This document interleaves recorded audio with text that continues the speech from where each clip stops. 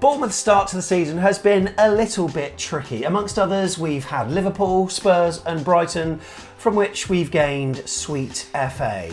We've also played and earned draws against West Ham, Brentford and Chelsea, so we're actually 3 points better off than we were last season. But thank God that horrendous run is over, as on Saturday, Cherries are looking to register their first win of the season, as arriving at Dean Court is... Arsenal. What's the point? What is the point? Welcome to the Back of the Net Match Day Preview. My name is Sam Davis. And my name's Tom Jordan. It was a tale of two derbies last weekend, you could say, as Brighton faced Bournemouth along the seaside, and of course, the North London derby as well. Plus, both teams were also in action on Wednesday night in the EFL Cup. Arsenal got the win at Brentford. Bournemouth beat Stoke City 2-0. So, Arsenal, they are already in some sparkling form. We'll check out the league table shortly. But for us, we really need to get that win in the league. In this video, we're going to preview the game, take a look at Arsenal, see what's changed for the Gunners, for the good and the bad. Plus, we'll analyse what they might be wanting to achieve for this league campaign. It's going to be a tasty preview, Tom, eh? It is. It's going to be a tough one for us, but you know, we have beaten Arsenal at home before. We have, but we didn't last time.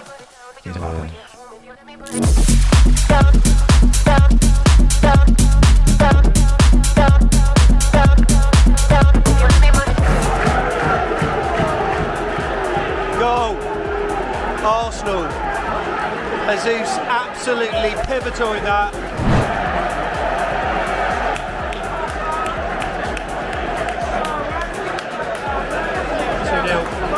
Too easy. And talk to me about your FPL, Tom, about Odegaard. Took him out. You took him out! Oh my God, what a goal. What a beautiful goal that was. That was unbelievable. Just as we seem to be getting a foothold, that happens.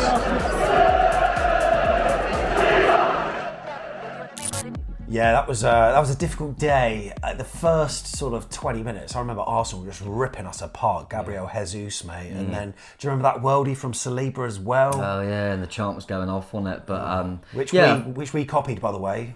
Right, like Arsenal fans, if you don't know this, right? You know Saliba rhymes with tequila. It doesn't rhyme. It doesn't rhyme.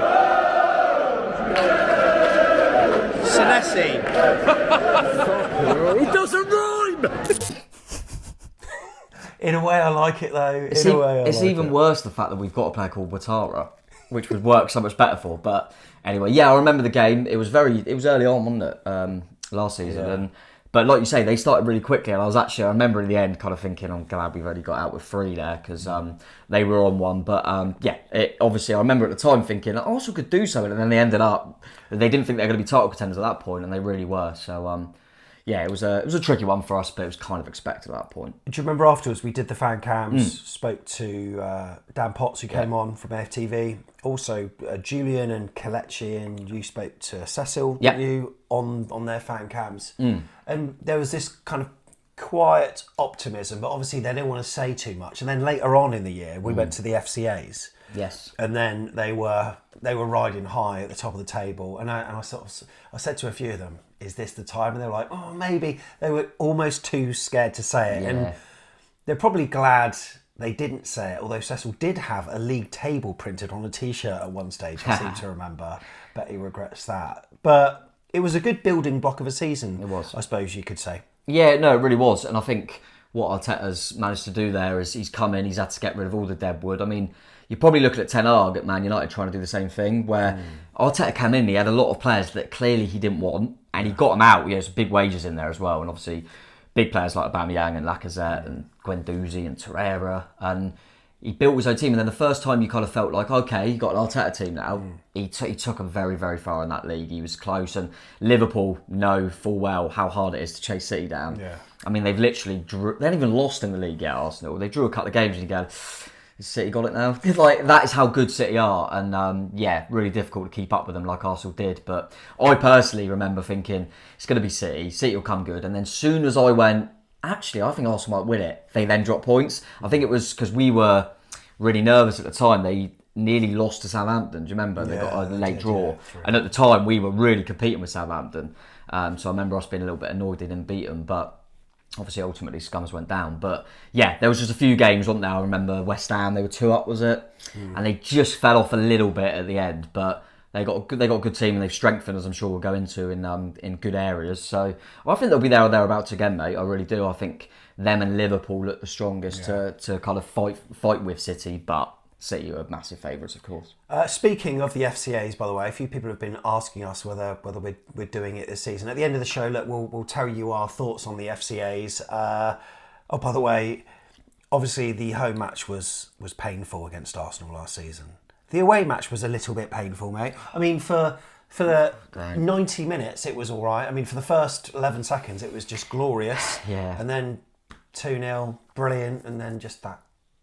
There was almost an inevitability to it. And who knew that Gary O'Neill could go 2-0 up and then lose a game 3-2? It's mad as well, isn't it? That I remember at the time thinking that could be a massive moment in the season in terms of Arsenal winning the league, and they look back on that. I looked back and said, "This is it. This is it. It's like toes coming here." Yeah, it looked like Arsenal win there, and it also felt like this could be Bournemouth going down. Yeah. And what ended up happening is neither, which is weird, isn't it? But I remember at the time, it was. I mean, I've never seen the Emirates like that. It was absolutely bouncing when they were in party mode, and obviously Reece Nelson off the bench. It was. Yeah, it was a horrible one for us. As much as you go, we competed far better than I ever thought we would at the Emirates at that time. But yeah, it was a real nasty. If you can imagine Arsenal fans, the emotions you went through at the end, how different it was for us. It was. I remember you saying to me afterwards, "You got to do fan cams now," and you bastard. I was not in the mood to talk to anyone after that. One thing if you ever want to know whether Arsenal are a big club or not, right? On this channel. Most of our vlogs will get about, I don't know, we're a small channel, we know that, about 5,000 views or whatever. Yeah, sometimes they peak to hit like 20s and that, don't they? Sometimes. Yeah, sometimes. That vlog got 160,000 views and we gained a load of subscribers from it. So if you're one of the Arsenal fans that subscribed at the time, we just want to say thank you so much for sticking with us, even though we're talking about our own club. And I know we do a show which may cater for you every now and then, but what you might want to do is share this channel out with your fellow Gooners, because Tom, there's a reason they should subscribe, right? Because we've got a few videos surrounding the game. Yeah, definitely. There'll be fan cams straight after the game, as I mentioned. AFCB will probably be around as well doing theirs, and we do a similar thing after the game to get that instant reaction. And then probably Sunday night you'll see the vlog come out, which I'm sure that was why many of you tuned in the first place, to see them late limbs of Reece Nelson. But regardless, the ones that stuck around appreciate it, and the ones that just watched it, because is that our biggest ever video? Yeah, easily. I think it overtook, which you'll be happy about actually, because he's ex-Tottenham. It overtook our interview with Harry Redknapp, didn't it? Yeah, it did, yeah. So thanks for that. And then we do a second look show, which will come out on the Monday podcast in the evening, where we dissect the game in a bit more detail, don't we? So, and then Premier League show as well, which I'm sure we'll dip into it, especially if it's a good game. So yeah, lots of reasons to stick around, hopefully. And later on in the season, when we go to your place, you'll have like away day shows and things like that as well. So yeah, really appreciate it if you have, and if you do it, if you haven't already. Make sure you press that button, please. Let's check out the league table then. There it is, Arsenal up there in 5th. They are below the... Why have they got a dotted line in 4th? Because isn't it in 5th this season? It is. I guess that's just generic what they normally do. But now it's top 5, isn't it, for Champions League? So if the season ended now, Arsenal would be in the chat. But they're going to win it this year anyway, aren't they? Maybe, who knows? But they're in 5th position, as we can see. And then scroll down. We haven't got that green W yet in the form column. We haven't won all season. AFC Bournemouth in 17th. We have won in Cup, so that's the main thing. If you're coming down at the weekend, you'll probably know there's a train strike. Of course there is. Always train strikes. I know. They got their reasons and stuff, but it's just so annoying. Because they think of us. If you're travelling down, safe travels. It's going to be a nice day. No rain, 18 degrees, bit of clouds. It's going to be beautiful. Lovely. So this Saturday is going to be AFC Bournemouth's 7th game in the Premier League. The 5th time we play against a London club as well. 4th time at home. And now Arsenal and Mikel, Arteta and Bournemouth's manager Andoni, Iraola, they've got something in common. They're both from the Basque Country in northern Spain, and they actually both played together in the youth at Antiguoco. Oh, good side. Is that right? Good side, produce really good managers, know their stuff, yeah. And also, I think like Unai Emery's from those parts as well. Julian Lopetegui obviously was at Wolves as well, but they decided Gary Neville was a better manager than him. But look, move on. Mikel Arteta. Yes. He's a manager that was under fire. And now I think most people absolutely love him because he's improved their league table position in every full season he's had so far. Probably won't this season. It'll be difficult. He might equal it, maybe. He'll probably be looking at the points tally, wanting to improve. And also getting, obviously, back in the Champions League. If they can get to the last stage of that as well, huge. If you tie that in with making sure they're in the Champions League again, then it'll be a successful one. But as you say, mate, I briefly mentioned it in terms of what he had to do in terms of gutting out. You know, Arsenal were in a really bad place and they needed to get rid of some big earners. And what he's managed to do there is, and what I like about when I watch his team is it's such a clear way of playing. Yeah. We all say it about Pep, you see it with Klopp, which is a different style. But when you can see a blueprint of what that manager wants to play in a side, which is kind of what we've alluded to in these early stages with Iraola, as much as it's very early and we haven't got that league win, it's nice to go, I kind of see that we're playing this style. And I think Arteta's done that very, very well. You see it sometimes even in the week. I think it was Tomiyasu who got man of the match actually for Arsenal. He did. And you think he's not a regular starter, but he comes in, he knows exactly what his role is. And I think that's really impressive. He's got them playing some really good stuff, mate. But you never know. They have dropped points this season. They have dropped points. One thing they have got this season already is silverware. Oh yes, they have. They won the Community Shield. It was on pens, wasn't it, against Manchester City? But talk me through their season's results so far, mate. Because it's weird. They've been pretty good, but I suppose when you're comparing them to Man City, they are falling a few points short. But it doesn't quite feel the same as the best parts of last season. Yeah. I can't quite work out why. I think if you're an Arsenal fan, you go, well, we ran off like a steam train last season and it didn't do anything for us, did it? Whereas they're starting a bit more like City did, where they're winning comfortably, but they're not blowing anyone away yet. So the Forest game was the first game. They were 2-0 up, absolutely easy, and then they let Forest back into it. Yeah. But got the job done. Palace away, I think there's some context to that. They went down to 10 men. Yeah. But winning 1-0 away at Palace with 10 men, that's no mean feat. The Fulham game they should win. Yeah. They cocked that up and draw 2-2.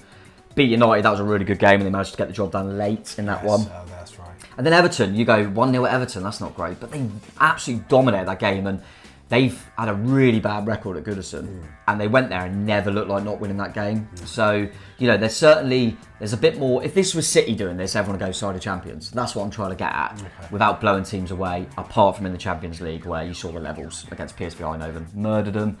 Tottenham, Arsenal don't want me to say it, but look very, very good. Yeah. So that wasn't a massive shock, but they should have won that game.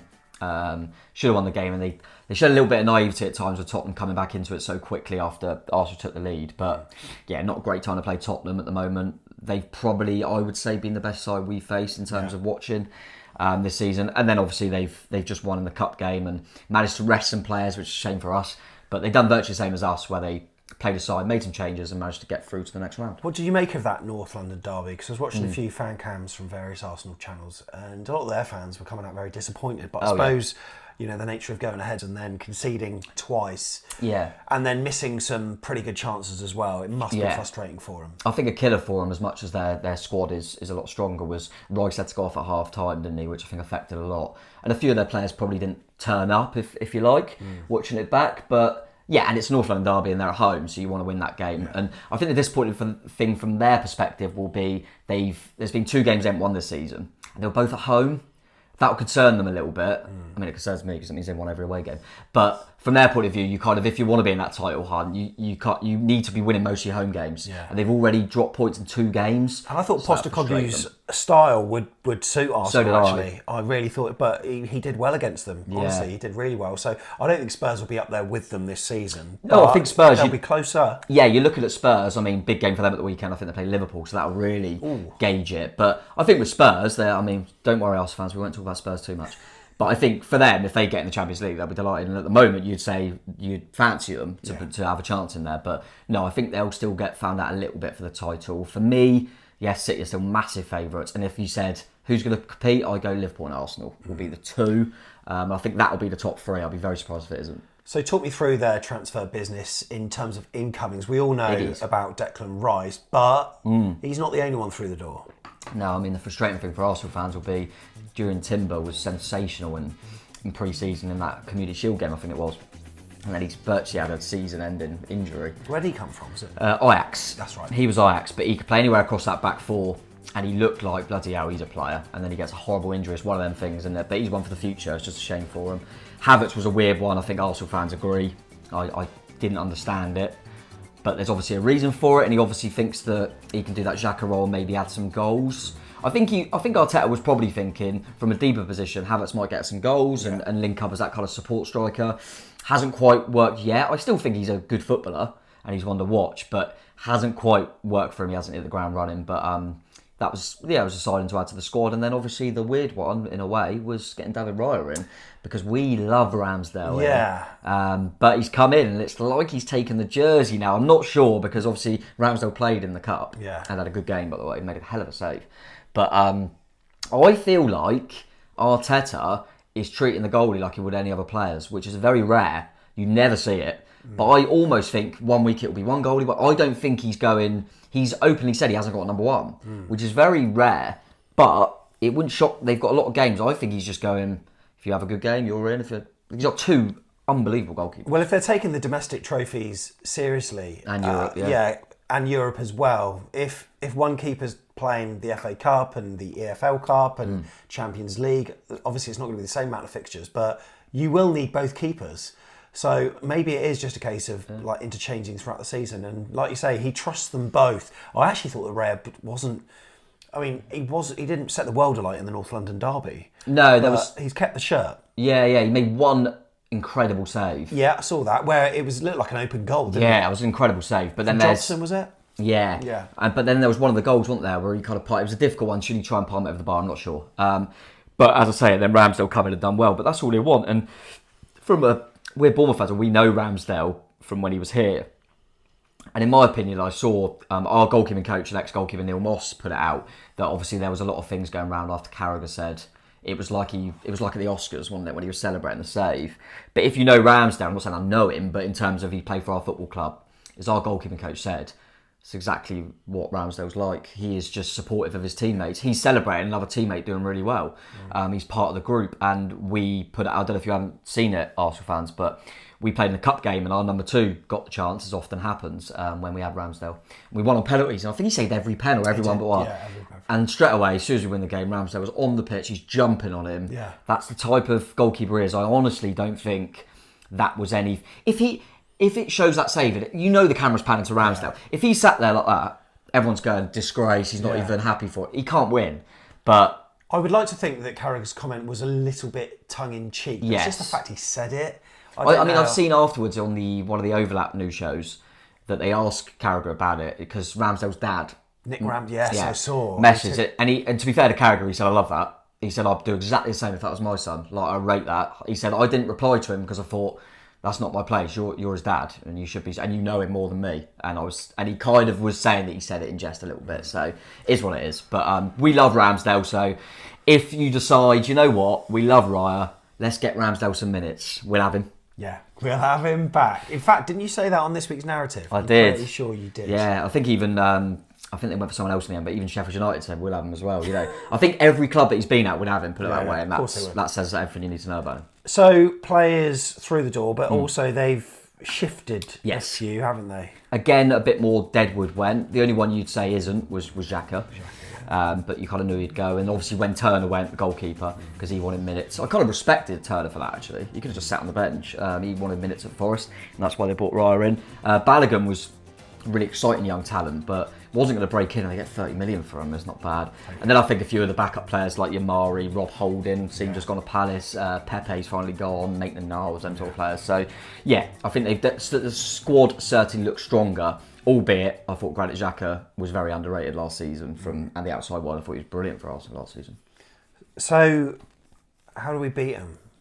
How do we beat Arsenal? What do we need to do, mate? Because they have the bulk of possession. In most of Arsenal games so far, they are so advanced. They've got a really high press. Yeah. I'm concerned in moments when some of our defenders are on the ball because their distribution. Sometimes we try to play it from the back and it doesn't quite work. But then we probably want to play a team like that come out at us as well because we're trying to draw them in to create the space. I don't know, this could be a really entertaining one, but it could just be down to two teams who's got the most technical quality. We know it's not us, let's be fair. No, totally. I would say that in our last league game at Brighton, everyone knows that Brighton play good football and are a bloody hard side. We went to their place, took the lead, and we kind of gifted them goals. But we were in that game. We've also gone to Anfield and taken the lead. Again, we haven't won these football matches, so there's reasons for that. But we've competed in them games very, very well and taken the lead in both. And listen, when you play these sort of teams, you need Arsenal to have an off day. You need us to have our best performance of the season. They might have a few niggles, which could help. You need things to go your way, don't you? But you might have half an eye on the following game. Yeah, they've got Man City, which is but one of the things that I've noticed with Arsenal is their rotation seems to work. Yeah, they've got quite well because their depth is huge. Yeah, their depth's a lot better than it has been previously. But equally, I looked at that game in the week when we were relatively comfortable and I was in the end against Stoke. But in the Brentford game, that went to the wire. That stayed 1-0. Arsenal had to fight till the end, and I know they managed to rotate a lot. Yeah, first half they were on it. Second half they I think Brentford were doing long throws and set pieces and stuff, just getting the ball in the box. Yeah. But defensively, they were pretty solid. But like you say, they didn't kill the game off by any means. So no, you never know. Of hope. You never know. And like you say, you just got to get the rub of the green in the game, and we just got to perform to our highest levels, mate. And you never know in football, and we have beaten them before. We have beaten them before. In fact, that leads us nicely on to our head-to-head. How many points have we got off them in the league, Tom? Well, I can think of 4. Can you? Yeah, I think of the 3-3 draw at home is a point. Yeah. Have we ever got anything at the Emirates? Don't think we have. No. 3 points at home. Yeah. That's 4, is that it? There was a boxing game. We drew them at Arteta's first game. Yeah. Arteta's first game, we drew with them. Yeah, was that 1-1? Yeah, that was 1-1. That was in 2019, so that's 4 years ago. I'm sure that was Arteta's first game. Yeah. No, I nearly forgot about that. So was that it? Yeah, that's it. That's it. I was at all of them, I remember them. In all competitions, though, 1, drawn 2, lost 11. Not so good. A lot of our optimism and hopes probably are based around the availability of our striker, Dom Solanke. So we're going to dig in quickly, just for Bournemouth fans, the Stoke City game in the week. There's probably some plus points, some negative points from what we saw. I think the first half was a very difficult watch. But the second half, we did improve, and I felt that once we went 2-0 up, we sat back a little bit, we retreated because we didn't really have to do much. No. Stoke didn't pose many threats. But did you pluck out some pros and cons from that game? Yeah, pretty much, mate. I will say that we went to Swansea in the earlier round, and it was very similar in the sense that half-time we were like, what is this? And then second half, so I'm not sure why that is. I think Iraola said that, and I like his honesty. He said, I wasn't happy half-time, and I really liked that he could have gone out there second half and gone, they haven't threatened either though, we'll be all right. But he went, no, making 2 changes, we need to go and win this game. And I respected that. Obviously, if Solanke's injured, it's not ideal. But yeah, I kind of went for, so I've got just to go through, I went for 4 pluses and 4 negatives. Right? Okay. So I'll go one for each. So a plus. Go on. Joe Rothwell was sensational. Yeah. Absolutely brilliant in that role. And we've almost forgotten about him a little bit because he started the season, done okay. Then Lewis Cook's come back and he hasn't played since. And I thought he was brilliant. So that's really good to see. And his first goal. Yeah. So that was a definite plus. Negative for an individual player would be Hamid Traore didn't take his chance. Yeah. I think a lot of people have been saying he deserves some minutes. He had his chance from the off. And he was taken off at half time because he made no impact in the game. I barely recognised him in that first half. No, not good enough at all. Positive was great to see Adam Smith back, wearing the armband. And I'll tell you what, don't get me wrong, Aarons has been sensational and Aarons is our right back. And I think it's nice to know that Smith is now that squad player. But if that was a new signing, everyone would go, God, he's good. Smith was brilliant. And it's just really nice to see because he's a bit of a club ledge. And now he's getting the role that I think is probably right. I think he was playing too many minutes. And I think now he's showing that actually, if we need to play him in cups and need to play him now and again, bring him on in games, he's reliable. So that was a plus point for me. Obviously, we alluded to it, but a potential Dom Solanke injury is a big negative. Yeah. Really worried about that.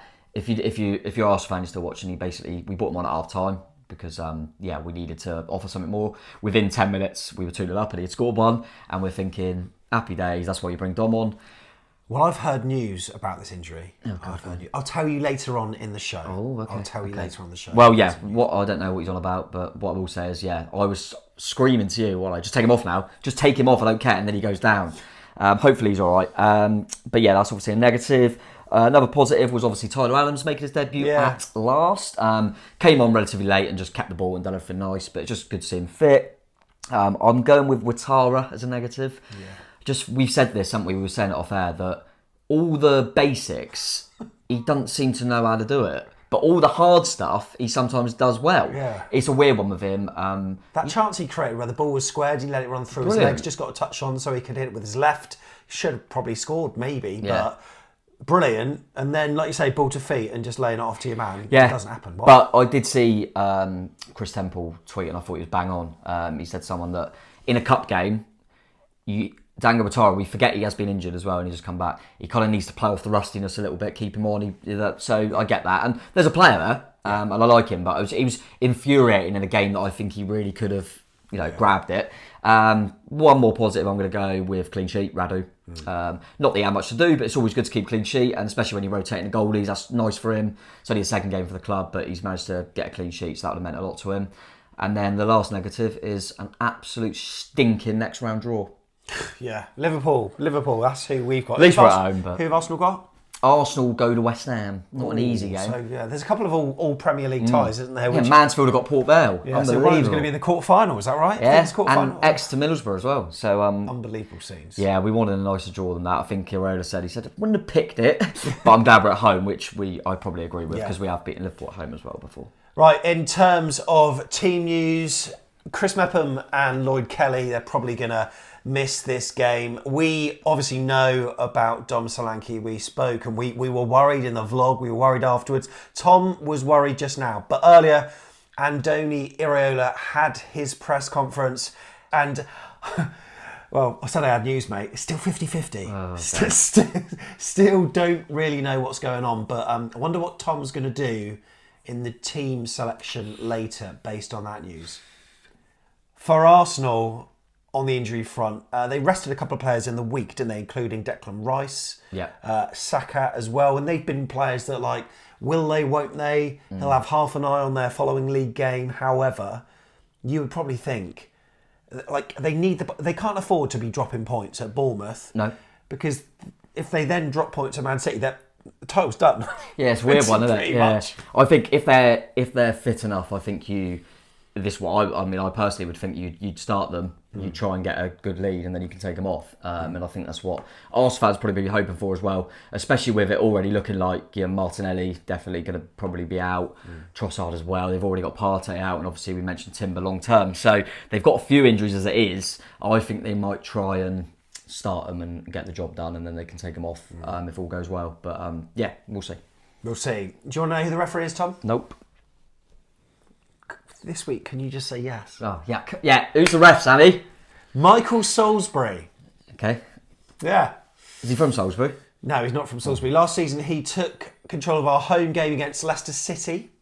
Yes, we won that. And the away games at Manchester United. Wolverhampton Wanderers. Yes, 2-1. And Crystal Palace. Oh, that's level. And also, he was in charge of our League Cup game against Norwich.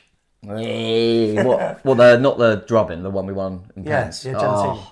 Dream. NC Teeny Weeny, super wingback Genesini. Right, let's do team selection then. For both teams. Right, we'll start off with AFC Bournemouth then, gone for a 4-2-3-1. Okay then, Tom, what are you going for? Well, I'm going a little bit different here. I'm going to try and manifest what I would quite like, as well as it could happen. Yeah. So, but it's more I'm trying to manifest what I want. So, Neto obviously being goal. I think the back four speaks for itself, unless any last minute problems, which will be from right to left: Aarons, Zabani, Senesi, and Kirkes. Yeah. Now the two, Lewis Cook's got to play. He's been brilliant. Yeah. So Lewis Cook's playing. I'm going to put Joe Rothwell in. They're the same player, basically, aren't they? Yeah, they are, but they played well together, I felt. And I suppose we do need to be more defensive. A little bit, but I just think... So now everyone's going, well, what about Billing? I'm putting him into the role that he likes. I'm putting them in front of him. Okay. I'm putting him in front of them, yeah? So, and we all know that one of them will retreat. Would that be Lewis Cook? Yeah, probably a bit of the deepest. And then, So obviously Kirkes and Neres would bomb forward, and then Cook would form a 3 with Zamani and Senesi. pretty much. So I've put Billing into his preferred role. So everyone's going, that's nice, but what about Christie? I'm going to put him over to the right. He's been good, but the problem we've got is we need Billing in the team and we need Christie at the moment, and their best roles are both in the 10. So I'm trying to fit them all in here, and after Rothwell's performance in the week, I think that's a good way of doing it, because it's not ideal Christie being from a wide area, but I've dubbed him I'm calling him the press engine, right? And he has to play for me at the moment. So I think it might be a game where you could try that. Okay. And then I'm going to go Tavernier off that left side. We know what he offers. And then, fingers crossed, Dom Solanke leading the line. Perfect. Okay, on to Arsenal then. Similar formation, 4-2-3-1. Yeah. And again, there are some injury doubts, as we've got to say. But hopefully you're not manifesting this one. No, definitely not. It's just what I think, as I kind of alluded to with, I think they want to just get the job done. Right. Unfortunately, I do think it's going to be David Raya in goal. I say that unfortunately because I think they're both good goalkeepers, and it'd be nice to see Rambo. Yeah, definitely. But I do think they'll go David Raya personally. Back 4, I think as much as Tomiyasu got man of the match of the week, I think they'll revert back to the tried and tested. So Ben White is down here, by the way. Yeah. He'll be at right back, and I think they'll go Saliba and Gabriel centre halves with Zinchenko as the left back. I think they will play Rice. I think they will start Rice, and I think there's a few question marks in there because I think Smith Rowe's coming back. They've got some players, but I think they'll play Havertz in this one and say, against Bournemouth, a lot of the ball could play himself into some form. So I think Havertz will play. I think they'll start Saka off that right side. Ødegaard will definitely play in that 10. And I think they'll start Reece Nelson. Ooh. Martinelli injured. Trossard's had a knock, he could be out. Nelson got the winner against Brentford. He's made some good substitute appearances. Obviously, we know what he did against us. I think it's a good game to start Reece Nelson. I know a lot of Arsenal fans are thinking it as well.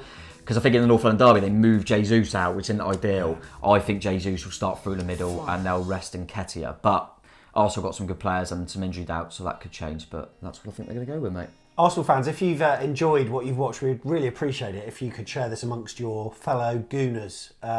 Either by, firstly, like the video, that truly helps, but on social media, if you can share it as well, we'd truly appreciate it. We're only a diddy little fan channel, so we appreciate all the support we can get. So, predictions-wise, what do you think?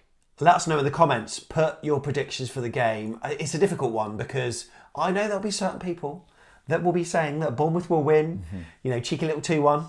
I know you, Chris Hubble.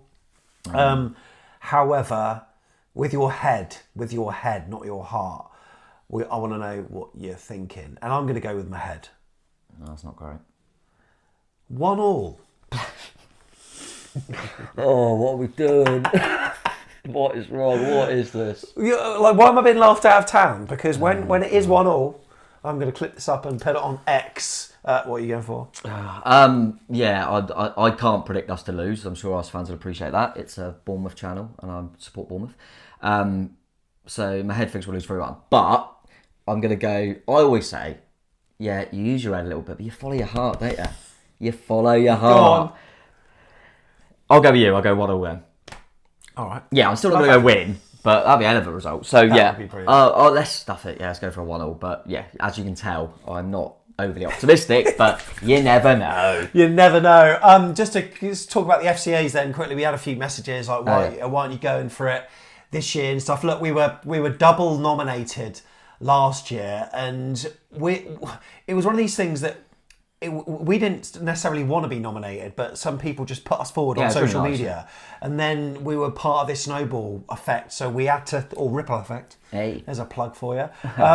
So we got on board with it, and we retweeted it, and all of a sudden we were nominated, and we were going up to this star-studded, and that's just Tom, thing in, where was it, Manchester? Yeah. It was a good night, but I'll tell you what, the tickets are fucking expensive. They are, yeah. Was it like 200 quid each? Something like that. But we got one free ticket. One free, yeah. Or was it 100 quid? I can't remember. Something like that, yeah. But it was a fair amount of money, and then obviously hotel and travel and time off work and stuff. And this time we sort of didn't put ourselves forward because unfortunately what tends to happen, like, we are a small channel and we know that, and we've also got a very small fan base. Yeah. Chances of us winning something Oh yeah. Not that we're going to win. No. Not that we're going just for the silverware, because obviously we want to take part. But the channels that we're picking up are absolutely gargantuan, and we appreciate all the other fan channels out there. And look, your feedback.